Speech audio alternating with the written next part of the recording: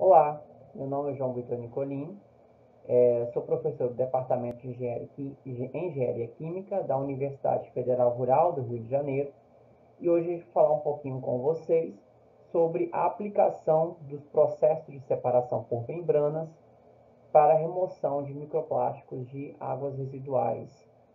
Primeiramente, eu gostaria de agradecer o convite por participar da primeira jornada de microplásticos, um tema tão relevante, tão atual no momento. Então, é muito importante a gente estar estudando, né, e prevendo processos que possam ser utilizados aí no presente, um futuro próximo aí, para aplicação, né, para remoção desses micropoluentes aí emergentes. Bom, na problemática de microplásticos, a gente observa que esses poluentes, eles podem ter tanto uma origem primária como uma origem secundária. A origem primária é a principal fonte, né, que a gente observa hoje nos efluentes desses poluentes, provenientes da lavagem de roupas sintéticas, né, principalmente, e essas fibras também podem vir a partir de materiais de uso pessoal, né, como pasta de dente, cosméticos,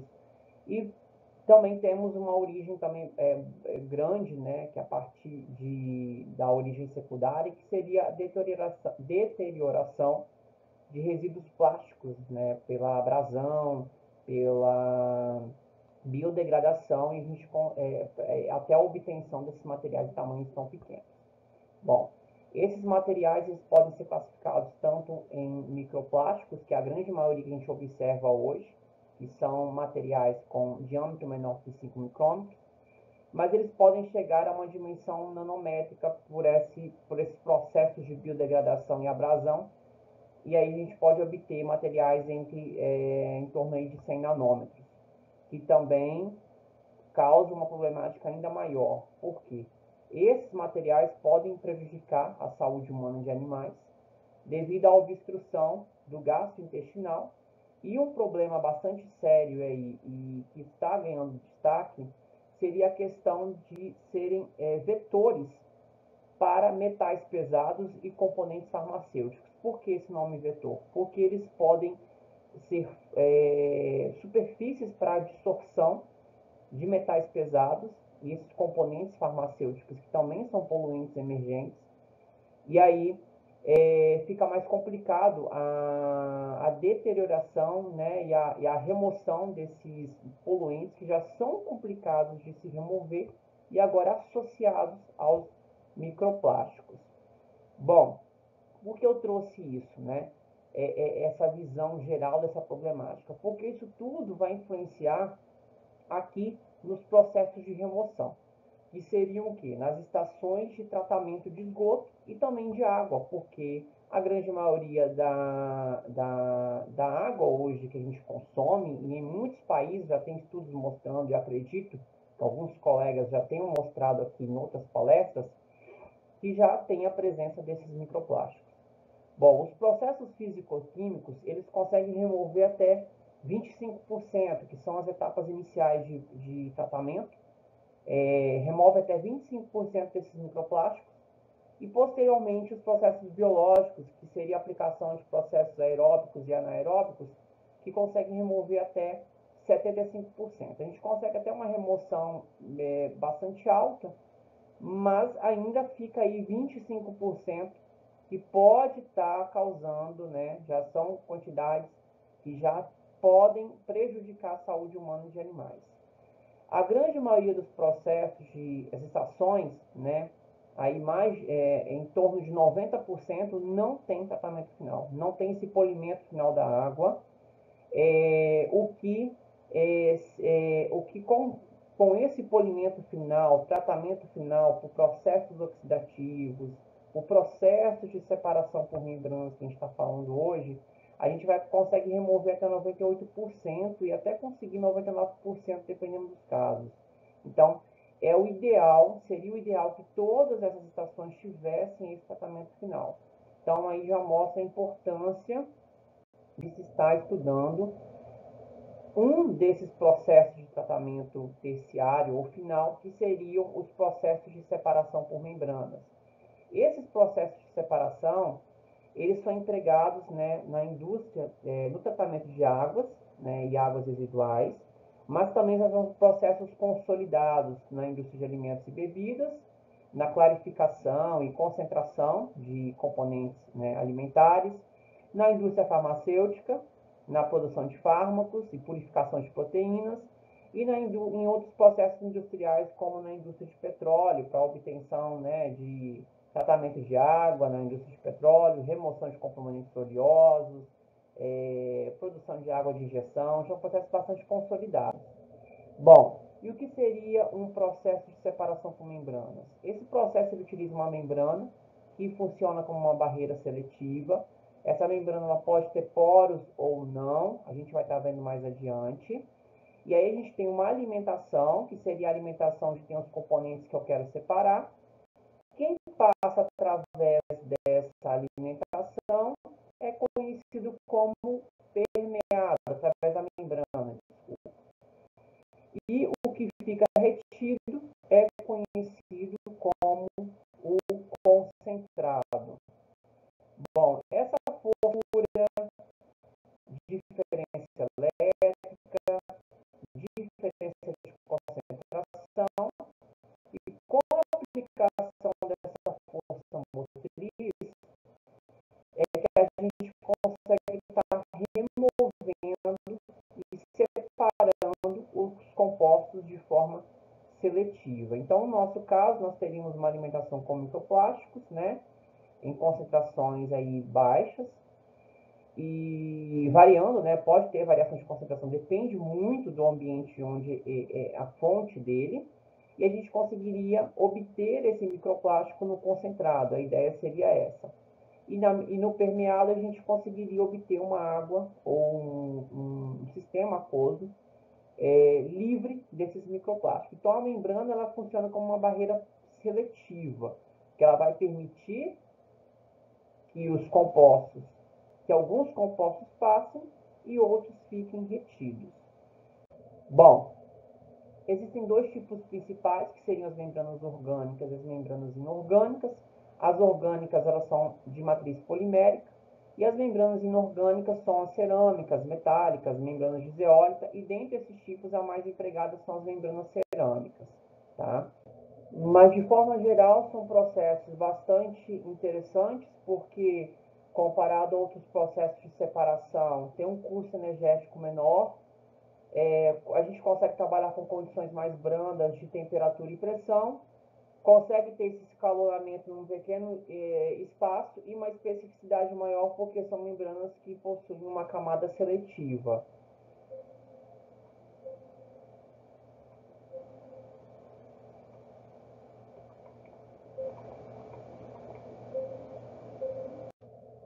Bom, dentre os tipos de membranas, quando a gente fala de morfologia, principalmente nas membranas orgânicas, que são as mais empregadas, a gente pode ter membranas na sua forma simétrica, que são conhecidas como isotrópicas, que seriam membranas isentas de poros, membranas densas. Também temos as membranas com poros, que são membranas, né, mais porosas. A gente vai estar vendo mais na frente qual tipo de cada membrana, em qual processo é aplicado. Essas membranas a gente consegue obter elas por processos de inversão de fases, em que a gente mistura o polímero, o solvente, um aditivo, espalha isso numa superfície e a gente seca ele, né? A forma de secagem dele é que vai definir a evaporação do solvente, é que vai definir o tamanho desses poros e a quantidade desses poros. Outras classes de membranas são as membranas anisotrópicas, que seriam as assimétricas, porque agora a gente está misturando dois tipos de membranas. Nós podemos ter a membrana composta, que eu tenho uma camada inferior que possui poros, obtida pelo método anterior de inversão de fases, e uma camada seletiva, que é a camada obtida por polimerização interfacial. Essa camada é uma camada densa, né? Ela é praticamente isenta de poros, e ela vai definir a seletividade do meu processo. Bom, A membrana integrada, ela possui uma camada porosa com poros maiores, que dá um suporte mecânico a ela, e uma camada superior, como se fosse uma membrana compósita, mas que agora ela possui poros mais definidos. E é obtido pelo processo de inversão de fase com o não solvente. De forma geral, falando da morfologia, essas membranas possuem um suporte mecânico, um suporte microporoso e a sua camada seletiva. Tudo isso é interessante para que a gente possa empregá-las, né, em diferentes configurações, como uma configuração planar, em que a gente pega as folhas, essas folhas são intercaladas com materiais que que fornecem um espaçamento, e aí a gente passa o fluxo de alimentação dentro desses espaçamentos, e o permeado passa através da membrana, né, para a gente obter o permeado final. E a gente observa como a gente consegue modular industrialmente esse processo. Na forma espiral, seria pegar essa folha, enrolar ela em várias folhas, através de um tubo central, onde o fluxo passa por entre as folhas e é coletado, o permeado é coletado nesse tubo central. Também a gente observa aqui como se consegue modular esse processo em um pequeno espaço, obter vários módulos. As tubulares seriam utilizar as membranas em forma de tubos, né, e esses tubos seriam colocados num casco, né, um casco maior, em que o fluxo da alimentação entra nos tubos e o permeado passa através da membrana e seja coletado no casco que está ao redor dessas membranas tubulares, né, como se assemelha muito a um trocador de calor. Então a gente observa aqui como seria um processo, né, a sua configuração na forma tubular. E por último, uma membrana de fibra oca. Seriam as tubulares, mas com um diâmetro muito pequeno. E aí a gente consegue obter uma área superficial muito maior, em que agora a gente aumenta muito a eficiência quando comparado ao processo tubular. E aqui a gente observa a configuração em escalonável, né? Então, isso já mostra o quão interessante são os processos na forma industrial. Falando um pouquinho dos tipos, baseado no tamanho de partícula que a gente consegue reter nessas membranas, os tipos principais de processos que utilizam a pressão como força motriz em ambientes aquosos seriam a microfiltração, a ultrafiltração, a nano e a osmose inversa, né? A gente observa que a micro tem tamanhos de poros maiores, porque a gente consegue reter micropartículas. A ultrafiltração, a gente consegue começa a reter partículas cada vez menores, passando pela nano até chegar à osmose inversa, em que a gente consegue já reter sais, materiais em escala atômica, né? A nano a gente já consegue reter, por exemplo, moléculas próximas também à escala atômica, mas que ainda é uma membrana que possui poros em escala nanométrica. A osmose inversa já são membranas densas, em que a gente não consegue obter poros. Também temos processos empregados para ambientes gasosos, que a gente não vai abordar hoje, e outros processos que são classificados como processos de separação por membranas, mas o nosso foco hoje serão esses 4 tipos. Bom, a micro e a ultrafiltração são membranas que possuem poros maiores, e aí a gente observa a pressão necessária para que essa alimentação passe através dessa membrana. E na microfiltração a gente precisa de pressões de até 2 atm, né? Nesses processos, as membranas possuem poros entre 0,05 e 3 micrômetros. Quando a gente vai para a ultrafiltração, observa que a pressão aumenta porque o poro fica menor, né? Esses processos, eles separam os componentes, principalmente por efeito de tamanho. O que seria isso? Seria que componentes com tamanho menor ou igual ao poro da membrana passam através dela. Os componentes com tamanho maior não conseguem passar através dela, né? Esse é o principal mecanismo, mas pode também prevalecer a interação que esse componente que eu quero separar vai ter com a superfície da membrana, que a gente vai ver mais na frente. Bom, isso tudo influencia na separação. São processos aplicados, né, a microfiltração, principalmente na indústria de alimentos, para fracionamento, esterilização e clarificação de alguns compostos alimentares. Já é bem aplicado em processos de separação por processos industriais, tratamento de águas residuais. A ultrafiltração também é aplicado, tem uma consolidação muito boa na indústria de alimentos, mas aí também a gente já consegue trabalhar em processos farmacêuticos, em produção, concentração de enzimas e alguns processos também de tratamento e remoção de óleos residuais. Agora, partindo para a nanofiltração e a osmose inversa, que são membranas com poros menores, e a osmose é uma membrana que não tem poros. Na nanofiltração, prevalecem tanto os mecanismos de tamanho, porque nós temos poros muito pequenos que variam entre 0,5 a 200 nanômetros, e também os efeitos de superfície, principalmente a carga superficial. Por quê? Agora a gente está muito próximo da escala atômica. Então, o composto, além de ter um tamanho muito pequeno para passar pela membrana, ele é tão pequeno que ele pode estar interagindo com a superfície da membrana por meio da carga, né? Tanto por efeitos de repulsão, como por efeitos de atração eletrostática.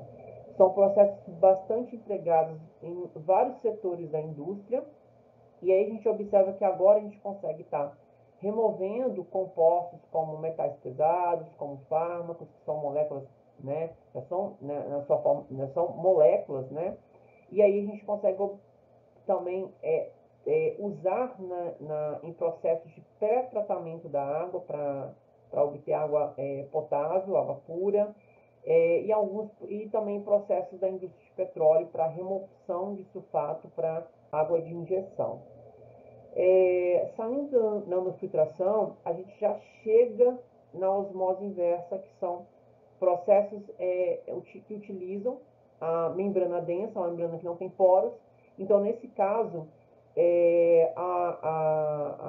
o composto que eu quero separar, ele vai passar pela membrana por um mecanismo de solução de fusão. Ou seja, o que seria isso? Para ele conseguir atravessar a membrana, ele vai ter que interagir com a cadeia polimérica para conseguir passar pela membrana. Então, são processos empregados na dessalinização da água do mar, por exemplo, né? A gente consegue já obter uma água potável porque ele consegue reter praticamente 100% dos sais, né? Que estão ali na alimentação. Então, é um processo bem interessante para a área de produção de água potável. O principal parâmetro de performance seria o quê? O fluxo de permeado que eu tenho em função da pressão que eu estou aplicando, né? Então, a gente observa aqui, comparando a micro, a ultra, a nano e a osmose, quanto maior o tamanho de poro, maior o fluxo de permeado, mais em contrapartida, a menor pressão que eu tenho que aplicar, né? E menos componentes eu vou rejeitar nesse caso, né? No nosso caso, a gente está falando da remoção de microplásticos, como são partículas com tamanhos, né, aí que são da escala nanométrica até a escala micro, a gente consegue trabalhar ali com a micro e a ultrafiltração. Nós vamos avaliar alguns estudos em que o principal processo que é aplicado é a ultrafiltração, e a gente vai entender um pouquinho por quê, tá? Agora, trazendo um pouquinho desses processos para sua aplicação para a remoção dos microplásticos, se a gente fizer uma busca lá no Scopus com a palavra microplastic removal, a gente consegue observar que apenas 15%, né, desses estudos se tratam dos processos de separação por membranas. Apenas, mas assim, é até um número bom comparado aos muitos processos que existem de separação. Então, isso já mostra um crescimento bem interessante da preocupação que se tem para a remoção dos microplásticos e de como os processos de separação por membranas estão inseridos nessa temática. Então, é bem interessante estarem sendo feitos estudos, né, da aplicação dessa tecnologia para a remoção desses micropoluentes. Bom, esses trabalhos, eles se baseiam principalmente em duas coisas. No microplástico, o estudo físico-químico das características desse microplástico e da membrana em si, o tipo de membrana. Por quê? O microplástico tem que se entender muito com a forma desse microplástico, o tamanho, a sua massa, a sua composição química. Isso está muito ligado, né, porque a forma que o microplástico pode ter, ela pode ser tanto uma forma granular, uma forma fibrosa, em forma de filme, em forma de fragmentos. Né? A principal forma que a gente encontra hoje é a forma fibrosa que vem a partir da lavagem de alguns materiais, por exemplo, em máquinas de lavar. Né? Essa forma é uma forma micrométrica na sua extensão e comprimento, mas o seu diâmetro pode até chegar a um diâmetro nanométrico. Tá? Então, a forma como ele vai chegar até a membrana vai definir se ele vai passar por esse poro ou não, na hora de remover ele. Outro problema seriam os filmes. Os filmes eles podem ter um tamanho micrométrico, e aí eu posso reduzir esse tamanho com a espessura desse filme e a forma que esse filme pode se enrolar e se achatar durante esse processo de separação. Então, ele pode se dobrar em vários pedaços, ele pode se quebrar com a abrasão, com a pressão que é aplicada na hora que eu quero que esse fluxo, né, de alimentação passe através da membrana para obter o permeado, ele pode se quebrar em vários pedaços, e esses fragmentos também podem se quebrar, e aí a gente pode chegar à escala nanométrica. E aí eu vou ter que usar um processo de separação de uma membrana com tamanho de poro cada vez menor. Então, eu já saio de uma ultrafiltração e parto para uma nanofiltração. Esses materiais, por terem forma, tamanho, composição química, eles podem adquirir o quê? Propriedades de superfície que podem interagir com a membrana, porque a membrana também tem uma propriedade, seja ela uma carga negativa, positiva, um caráter hidrofóbico, um caráter hidrofílico. Então, as propriedades de superfície da membrana também vão influenciar. Então, é muito importante estar estudando esses dois mundos aqui, que a princípio são distintos, mas que conversam muito bem na hora de estar fazendo esse processo de esse tratamento, né? essa remoção do microplástico da minha fonte poluidora. Os principais tipos de microplásticos são principalmente de polietileno e polipropileno, que são plásticos com densidade muito próxima da água. Por isso que o processo de separação por membrana é um processo bastante interessante e ideal para a gente estar separando esses componentes. Bom, vamos analisar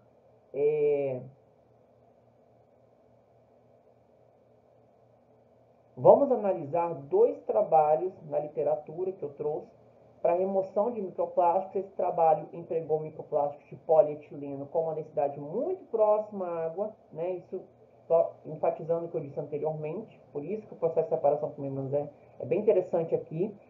Utilizou uma membrana de ultrafiltração de PoliVDF, e aí ele verificou que foi removido 100% dos microplásticos menores que 0,5 micrômetros. Aqui está milímetros, mas é micrômetros.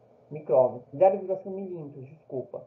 Então, esse material, por mais que ele tenha sido... Eles verificaram o seguinte também, que houve uma quebra durante a aplicação da pressão, da abrasão, houve dobras desse material, mas que mesmo assim ele não conseguiu passar. Então, a membrana de ultrafiltração ela foi 100% eficaz aqui.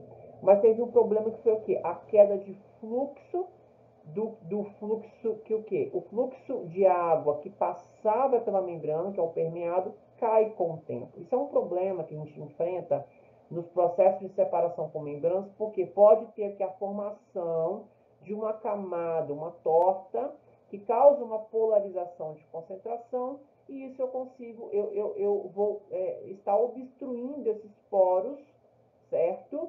E eu reduzo esse fluxo de água através da membrana, que não é interessante, porque eu vou perder eficiência, por mais que eu esteja retendo 100% de microplásticos, eu vou perder a eficiência. Isso é um grande problema hoje, né? Então, é interessante que hajam mais estudos para se evitar a formação dessa camada aqui, que vai fazer com que o processo perca a sua eficiência. Aqui eles avaliaram vários tamanhos, mas mesmo assim, nos diversos tamanhos de microplásticos, o comportamento foi o mesmo.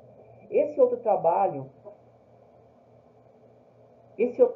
é bem interessante porque ele avalia tanto a polianilina, como o poliestireno, como o microplástico, com tamanhos de 2 a 100 micrômetros, e 3 tipos de membranas, como o policarbonato, acetato de celulose e politetrafluoretileno, PETF, né? São membranas que têm um tamanho nominal de poro de 5 micrômetros, então se vocês forem observar, ela vai conseguir reter uma grande quantidade dos plásticos presentes nessa mistura da polianilina com o poliestireno.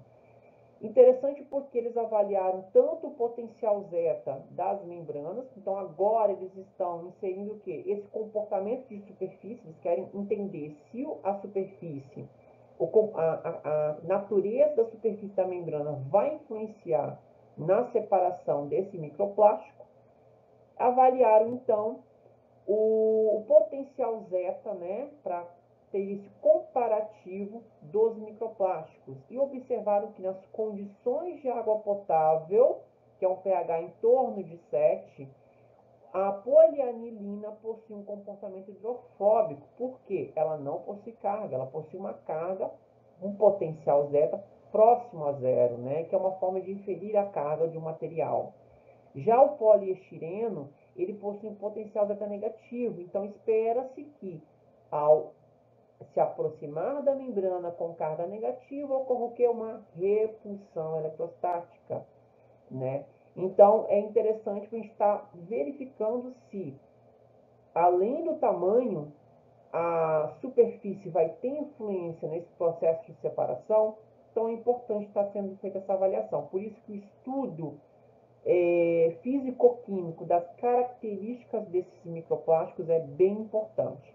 Eles observaram que o principal fator de separação, além dos efeitos de superfície, foi um fator secundário, que seria o quê? A questão da quebra, da abrasão que essas micropartículas de plástico, quando atinge a superfície da membrana e com a pressão e o fluxo desses microplásticos pela membrana, fazem com que hajam quebras, né, uma abrasão, e esses microplásticos se quebrem para tamanhos cada vez menores, e aí a gente consiga perder um pouco a eficiência. Isso aconteceu muito para o poliestireno, ele teve uma abrasão muito maior quando comparado à polianilina, mas eu chamo a atenção aqui para as quantidades removidas.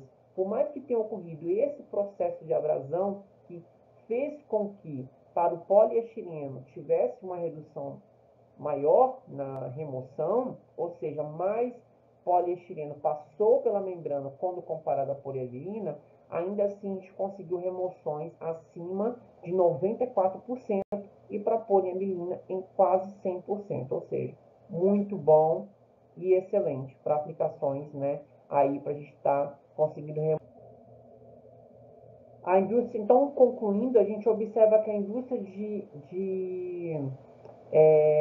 tratamento de água e efluentes não possui atualmente uma experiência ou tecnologias eficientes para a remoção de microplásticos efluentes, e dentre esses processos que poderiam ser empregados, os processos de separação por membrana se destacam porque nós vimos nos trabalhos que eles conseguem remover até 99,9% desses microplásticos, né, em especial o processo de ultrafiltração, que é um dos mais empregados nesse sentido, e que também é bem importante que haja um estudo, né, uma caracterização físico-química bem detalhada desse microplástico, porque esse detalhamento vai ajudar a explicar e a entender, né, como a gente vai estar conseguindo remover ele lá no processo de separação por membranas.